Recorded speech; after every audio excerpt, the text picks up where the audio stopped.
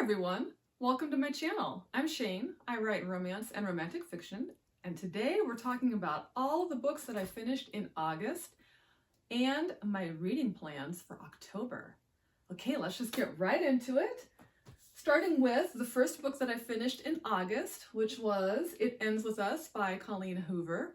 This was a reread for me so that I could catch up or refresh my memory on what happens before going to see the movie. I did an entire vlog of rereading the book and going to see the movie. And I should mention that when I did that vlog, I was completely oblivious to all of the drama that was happening around the movie and between two of the primary cast members. When I really like a movie or when I feel a certain way about a movie, I like to go into it blind, not reading all the reviews and not reading all the chatter about it. So that's what I did when I went to see this movie. And then afterwards it was like, oh my gosh, there's all this drama between Blake Lively, who plays Lily, and Justin Baldoni, who plays Rowell and who was the director and got the rights to the movie. I did, because a friend of mine was like, so what do you think about all the drama? And I'm like, well, I don't really know that much about it because I just didn't have the time or bandwidth to like look into it. But I did look into it, and so I know basically what the drama is about, that there was some sort of creative rift between Blake Lively and Justin Baldoni, and that there was talk about him being difficult on set. And I wasn't able to find like enough details for me to have an opinion about one way or the other. But I do like what Justin Baldoni said, at least in the press, about why he wanted to do this movie and how much it meant to him. And I think that he and Blake Lively, if they were having some sort of like disagreements or animosity, it does not show. They both did an amazing job of portraying the characters and the chemistry. And I thought that Blake Lively did a really great job at playing Lily. I did like her in A Simple Favor and in The Traveling Pants and in Gossip Girl. So that's kind of where I was coming from when I was talking about the movie in my vlog. It actually, speaking of Gossip Girl, it actually reminds me of this episode in Insecure, one of my favorite shows of all time. I think it was season 2, where Issa is trying to hook up with her neighbor Bae, and she's at his apartment and he's got her watching Gossip Girl. But not only that, even better, he has her watching Gossip Girl on DVD that he checked out from the library. I love that so much. Shout out to our libraries. As I'm filming this at the beginning of Banned Books Week, and when this airs, when this goes live on YouTube, it'll be coming to the end of Banned Books Week. Libraries, librarians, authors' books are really seeing a huge surge in challenges and bans right now. Particularly, strangely enough, no, not strangely enough, I guess this should be predictable, but it really sucks. A lot of the books that are on the tops, that are like the top 10 lists, are books that are buying about people of color and LGBTQ plus folks. So that is an alarming trend. So free and open access to information is crucial to an engaged and empowered and evolving society. So be sure and support your libraries. We're going to end the movie drama on the inimitable wisdom of Issa Rae. Now, there was also some drama about the way the book and the movie were marketed. I did see like a couple of people on BookTube talking about how was this book considered a romance. And they do have a point in that. I think it's listed as a romance on Goodreads. I would say this is romantic fiction rather than romance. And the distinction between those two things, and this is something that I had to learn because I am currently querying a manuscript that I had initially tried to query was initially planning to query and did actually send out a lot of queries, pitching it as erotic romance. And then when I got into the RWA mentorship program, RAMP, shout out, hi LaQuette. She told me, actually it's not romance. I would call it romantic fiction or fiction with a high sensuality level and strong romantic elements because, well, first of all, she said, if you market this as a romance, people will read this book and hate it. But if you market it as women's fiction with, you know, strong romantic elements and high heat level, then people will be like, oh, this is amazing. And her point is that for romance, it's basically all about structure. The romance structure is very much where the romantic relationship between the people involved in that romantic relationship, so this could be more, this could be 2, 3, however many people, but all the people are involved in that relationship, and the focus of the story is seeing that relationship and those people in it through to the end with a happy ending, happy outcome for the relationship. Whereas with something like women's fiction, you can have a lot of romance, you can have a lot of romantic elements, you can have a strong romantic storyline and a storyline that ends happily as far as a romance is concerned, but the focus is more on the woman's journey to get to that happily ever after. So it might mean that she takes some twists and turns. It may mean that she has, in the book, in the story, relationships with other people that may or may not work out. And the focus is on that journey as opposed to a central relationship. So this book falls more into that second category of it being sort of a journey of relationships until she finds her happily ever after. Now for the movie, and I only saw a little bit of this before I saw the movie, there was a lot of talk about how it was just marketed poorly and shame on the movie and all of this for the marketing. And I mean, it's not really fair, I don't think, to judge a piece of work solely based on how it was marketed, because those two things, like the piece of work and the person who created that and the marketing campaign, are usually two different things. And oftentimes the person who created the work has little to no say over the marketing. And the art comes first. The art comes and then happens. Then you have to think about the marketing. So, that's my first point on that it's not fair to judge the art based on the marketing solely. And secondly, I was a little confused about why people were saying the marketing for the movie was bad. But I will say that I wasn't watching the press junkets or the interviews. I was only looking at the trailer. Yeah, that's about it. I just looked at the trailer. And having been somebody who read this book knowing nothing but what was on the back cover, I thought that the trailer pretty much tells you, okay, this is the type of story that this is kind of where it's going, and this is the content that you can expect. I felt like the trailer pretty much tells you. And then when I went to buy my ticket on Fandango, the the PG, the parental guidance warning rating, also tells you what's in the story that warrants that rating. So I wasn't 100% sure why people were saying it wasn't marketed properly, but I'm only going off the trailer because, like I said, I went into the movie with as little information as possible. Now, I am personally somebody who really enjoyed the experience of reading this book, only knowing what was on the back cover and having all of these twists and turns unfold and being like, oh, wow, oh, that's where we're going with this. Oh, that's what's up. Okay, now I'm really into it. I loved that. Some people, of course, didn't, because I heard, comments on Instagram and BookTube that people thought that, oh, it should have been clear what kind of story this was.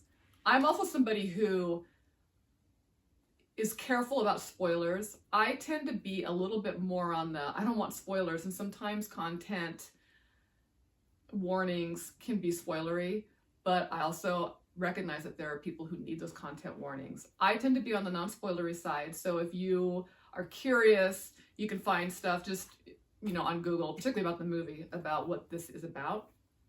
I just really think that this book, particularly on the reread, this was my third time reading it, it still brought up new things that I hadn't thought of before, particularly for me reading it, a few years later. Made me think about some stuff that I remember my mom telling me, some of the stuff that she went through, and I'm thinking, oh, I wonder if that's because she kind of went through some similar things, and that was really sobering and eye-opening.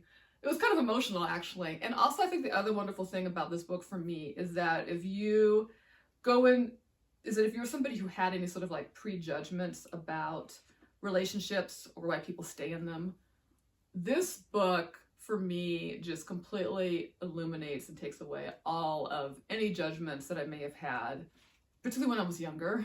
It's so easy to be like, I have it all figured out when you're young, and then you go through some things and you're like, oh no, it's not as simple as that.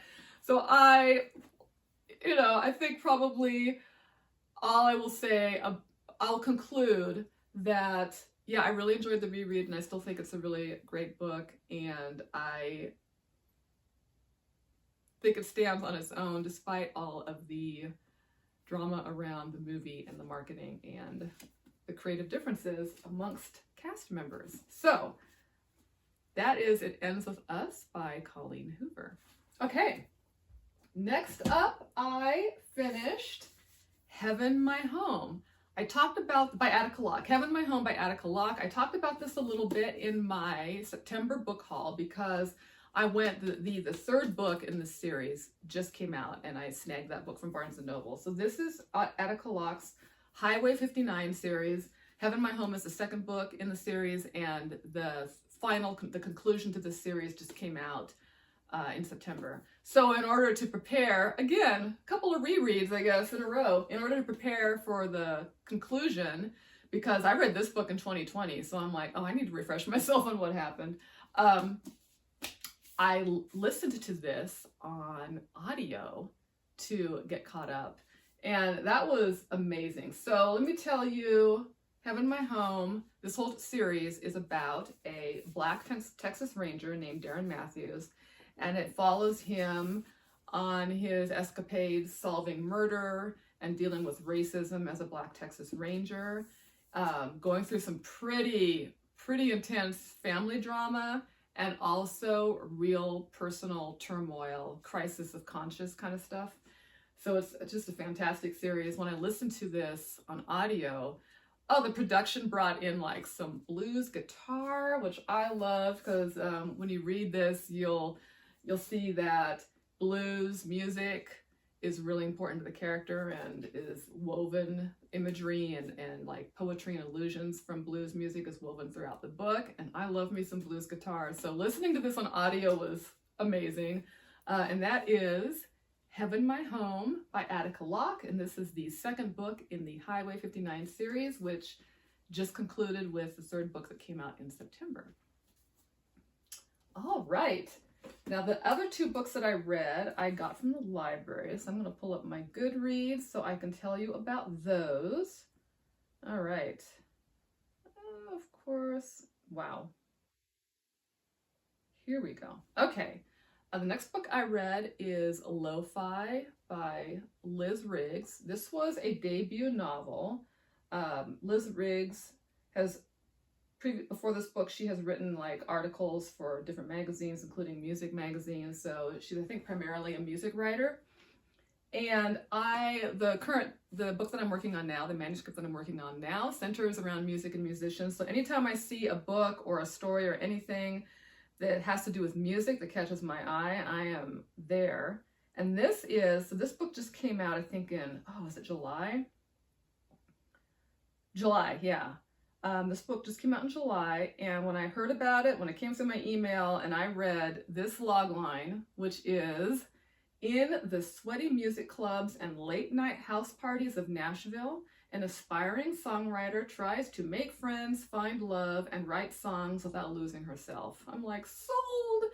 So I really enjoyed this book. I will say that this book is not big on like big dramatic moments or any of that, but what it does really well is really just sinks you into the music world, and particularly the local music scene and the love of music. And just, if you're somebody who lives and breathes music, you get to sort of embody what that would be like.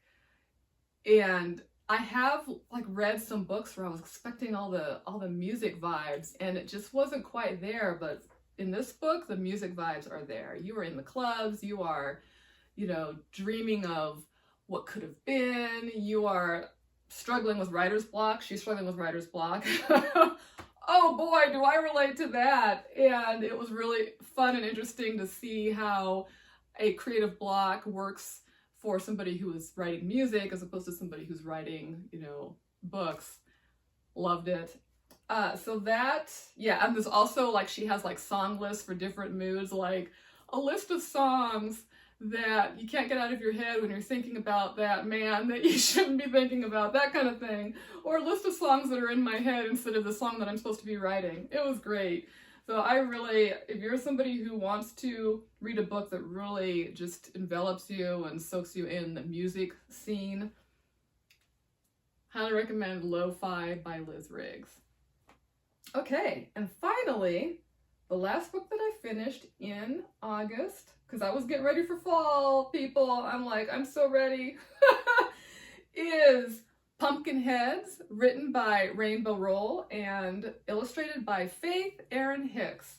I heard about this book on Alexandra's channel, and I will link her channel down below. It's a graphic novel. I'm like, I didn't know Rowell did a graphic novel. So this is a story about two really close friends who are about to go to college, and every summer they work at this kind of late summer, early fall festival, you know, that has like bobbing for apples and hay rides and corn mazes and all the wonderful fall foods that you can think of.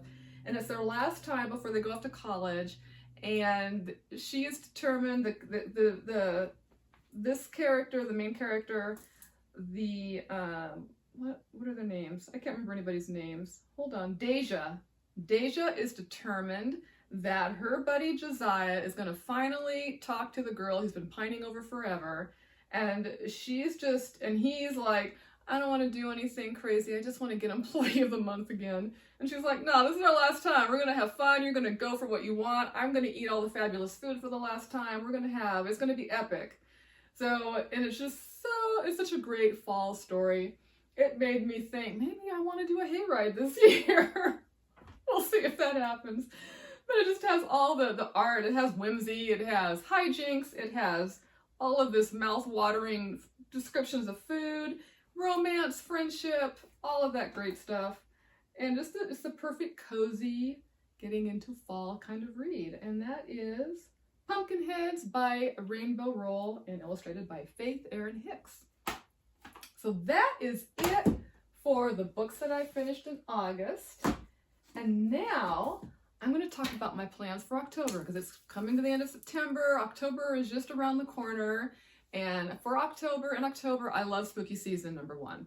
And I love having the opportunity to kind of read spooky books, horror books, dark gothic books that I wouldn't normally read because, I mean, I'm a little bit of a scaredy cat. But in October, I'm like, bring it on. Give me all the spooky books. So this year, I am participating in a readathon that I just found out about a few weeks ago called Gothtober. It's hosted by 3 different channels, and I will link them down below. Olivia at Olivia's Catastrophe, Hannah at Ladette M, and Letitia Garcia at It's Letitia G. So I will link their channels below and their announcements for the readathon. They host Gothtober. I think they've been doing it for maybe 5 years now or more. And it's a readathon where you take a game, you play a little online game, and you get a list of prompts at the end, and you build your TBR from that list, with, of course, it having a gothic theme. And so I took the game already. So it's just like, you just basically, and when I link the channels down below, you'll be able to go to those announcements where you can see how to play the game. And it's just, you just sit at your computer, you launch the game, and it asks you to pick one of 3 sigils or graphic icons on your screen, and you just keep picking new ones and new ones and new ones until you get to the end, and then you get shown your list of prompts to build your TBR. So I'm really excited for my list. This is the thing I like about readathons. Not only is it a fantastic opportunity to read with other people and, share recommendations and share thoughts and get ideas, but I am seeing that from this list, I'm reading books that I wouldn't normally read, which is always good. I'm reading books that I have been on my TBR, but now it's like, oh, now I get to read that book. Now's the time I'm going to read that book. So I'm really excited for Gothtober. So in October, I'll be posting a couple videos about the books that I'm reading from my prompts list, and it's going to be great. I am really excited about that. So if you want to participate in Gothtober, check out the videos below and all the announcements, and take the quiz, take the little game, play the game, and get your list of prompts and start building your TBR. So all right, that is it for my August reading wrap-up and my Gothtober plans for October. Thank you so much for watching. If you like this video, give it a thumbs up, and if you want to see more content from me, please subscribe. I post videos every other Friday, and if you've made it this far, let me know what your favorite book was that you finished in August, or if you like to read spooky books in October and what your plans are for October. And if you decide to try the Gothtober readathon, let me know too. All right, that's it. Until next time, bye!